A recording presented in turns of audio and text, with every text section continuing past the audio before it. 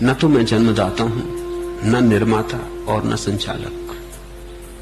तुम जानते हो 23 घंटे तो मैं अपने कमरे में रहता, बाहर जाता भी नहीं, कमरे के बाहर नहीं जाता। ऐसे कहीं संचालन होता है, ऐसे कहीं निर्माण होता है। पूरे आश्रम से भी मैं परिचित नहीं, कहां क्या हो रहा है इसका भी मुझे कुछ पता नहीं। आश्रम के सब मकान भी मैंने नहीं देखे। ऐसे कहीं निर्माण होता है? नहीं, मैं निर्माता नहीं हूं, न जन्मदाता हूं और न संचालक हूं। मैं हूं ही नहीं, ज्यादा से ज्यादा बहाना।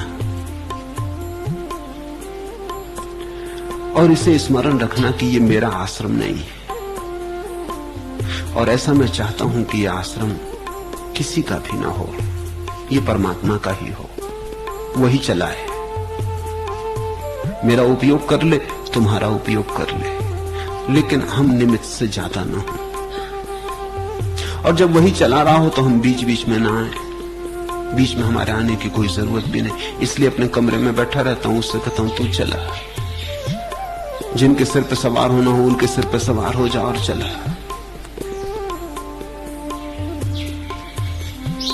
मैं कोई करता नहीं हूं,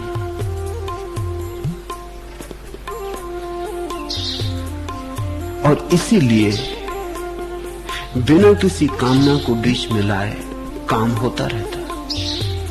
ये और भी विशाल होगा, ये और भी विराट होगा, क्योंकि विशाल के हाथ इसके पीछे। हमारे हाथ तो बड़े छोटे, इन हाथों से छोटी चीजें ही बनती, बड़ी चीजें नहीं बन सकती। लेकिन जब परमात्मा का हाथ कहीं होता है तब बात बदल जाती, तब चीजें विराट होने लगती, तब चीजें सब सीमाओं को तोड़ के बढ़ने लगती। मैं तो अपने कमरे में बैठा हूं, सारी दुनिया से लोग चले आ रहे, कैसे नाम सुन लेते हैं, कैसे उन तक खबर पहुंचती वो जाने। जरूर कोई उनके कान में कह जाता होगा, जरूर कोई उन्हें यहां भेजे दे रहा है, वही चला रहा है। जब तक उसकी मर्जी चलाए, जैसा उसकी मर्जी चलाए, जैसा मेरा उपयोग करना हो कर ले। इसलिए निश्चिंत हूं, इसलिए जो होता ठीक, जो नहीं होता वो भी ठीक। उसकी कोई हिसाब किताब भी नहीं रखता हूं, निमित्त मात्र। इससे ज्यादा आदमी ना रहे, इससे ज्यादा आदमी ना रहे तो बहुत होता है, बिना किए होता है। और जहां तुम करने वाले हुए वहां कितना ही करो कुछ भी नहीं होता, सब क्षुद्र रह जाता है। मनुष्य के हस्ताक्षर कभी भी विराट नहीं हो पाते, छोटे ही रह जाते, उनकी सीमा है। और जिस दिन से मैंने ऐसा जाना कि तुम अपने को छोड़ सकते हो, प्रभु सब करता है, उस दिन से जीवन में एक अलग ही रस आ गया। मेरा तो उसूल छोटा सा है, बांस के कुंज में बैठो और चाय पियो। जैसे चीन के पुराने संत जीते थे वैसे निश्चिंत जियो। देवता की राह हिंसा नहीं, अहिंसा की राह है। वे इंद्रियों से लड़ते नहीं, पुचकार कर उन्हें पास बुलाते।